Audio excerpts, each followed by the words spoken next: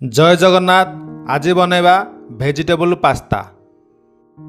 किछि भेजिटेबल देई नड़िया कोरा देई सुआदिया पास्ता बनैबा।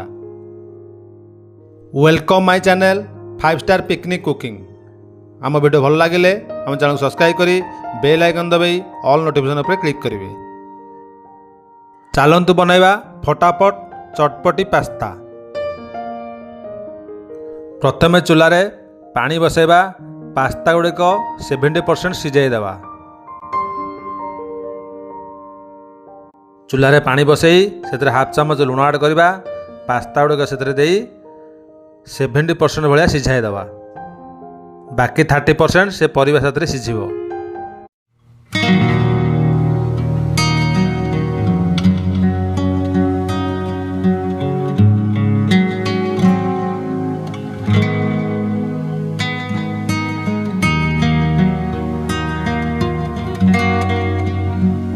पास्ता गुड़िक सिझीगला।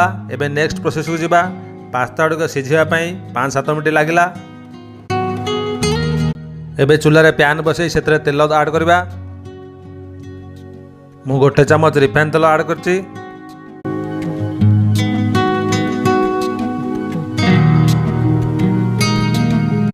तेल गरम हो गलानी। एबे किछि गोटा मसला ऐड करवा। दालचीनी 2 खंड, गोटा जीरा। दालचीनी नहीं हाफ इंची, जीरा नहीं हाफ चामच।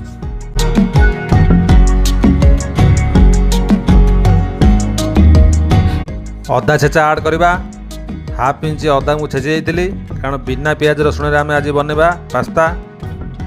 हल्का टिके भाजीदवा।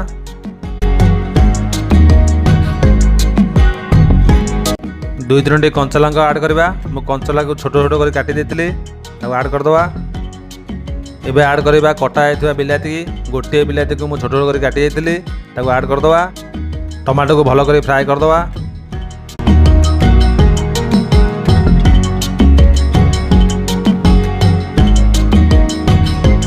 हल्का पानी टिके ऐड करवा। हाफ चामच छोट चामच हाफ चामच पानी ऐड करवा कारण गुंड मसला ऐड करवा। 1 चामच पास्ता मसला ऐड करवा। हाफ चामच हलदी गुंड ऐड करवा। हाफ चामच चिल्ली पाउडर ऐड करवा। भल कर टिके मिक्स करनवा।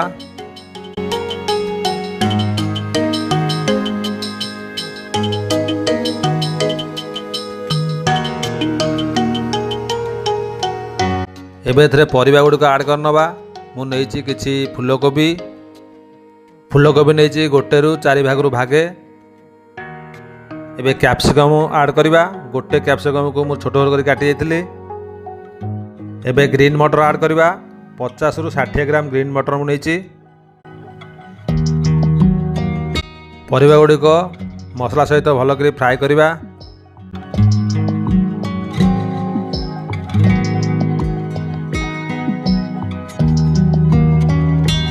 एबे एथरे हाफ चामच लुण ऐड करदवा।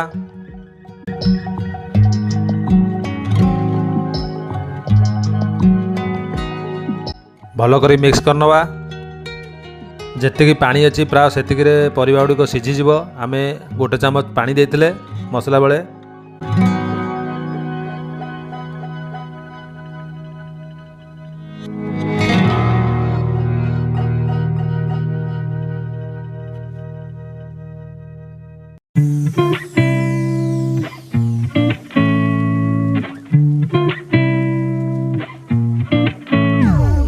एबे एथरे ऐड करनवा सिझा जाइथिबा पास्ता। पास्ता मु 250 ग्राम नेइथिली।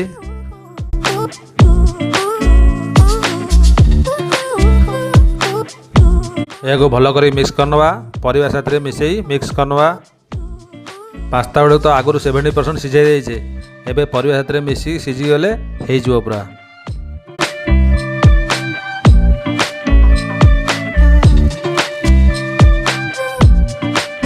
यह को फ्राए कर चलवा नहले तले लगे। आपन को जदि सिझी न सिझला भाई लगे हल्का पानी ऐड कर परिबे।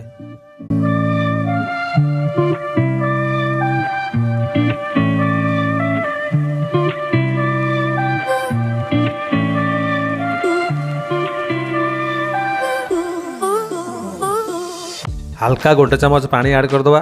परिबा को सिझी नहीं। ଏହାକୁ ଫ୍ରାଏ କରି ଚାଲିବା।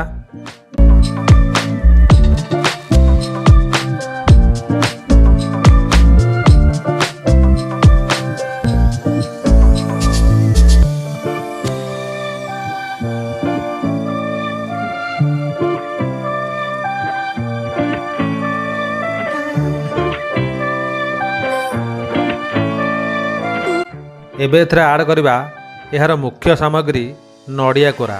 ଗୋଟେ ଫାଳ ନଡ଼ିଆକୁ ମୁଁ କୋରି ଦେଇଥିଲି, ଏହାକୁ ଆଡ଼ କରିନେବା। ଏଥିରେ ପାସ୍ତାରେ ନଡ଼ିଆ କୋରା ଆଡ଼ କରନ୍ତୁ, ଦେଖନ୍ତୁ କିଭଳି ସ୍ୱାଦିଷ୍ଟ ଲାଗୁଛି। ଏହାକୁ ଭଲ କରି ମିକ୍ସ କରିନେବା।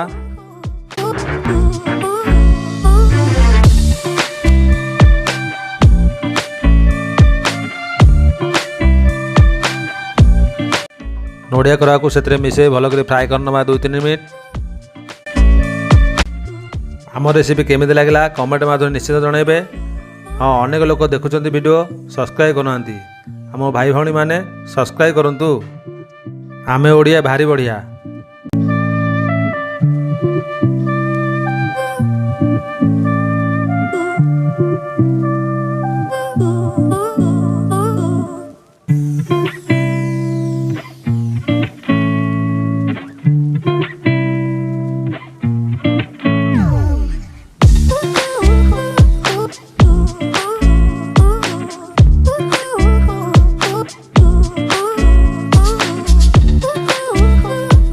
ଏବେ ଏଥିରେ ଆଡ଼ କରିନେବା ଧନିଆ ପତ୍ର।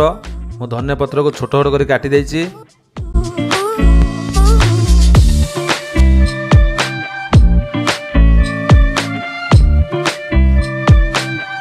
ଆଉ କିଛି ଆଡ଼ କରିବା ଗୋଲମରିଚ ଗୁଣ୍ଡ।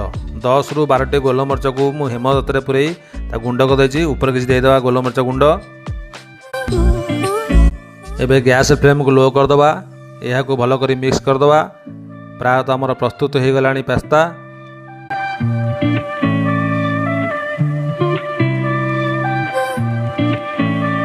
ଏମିତି ଘରେ ବନାନ୍ତୁ ପରିବା ନଡ଼ିଆ କୋରା ଦେଇ ପାସ୍ତା, ଚଟପଟି ପାସ୍ତା।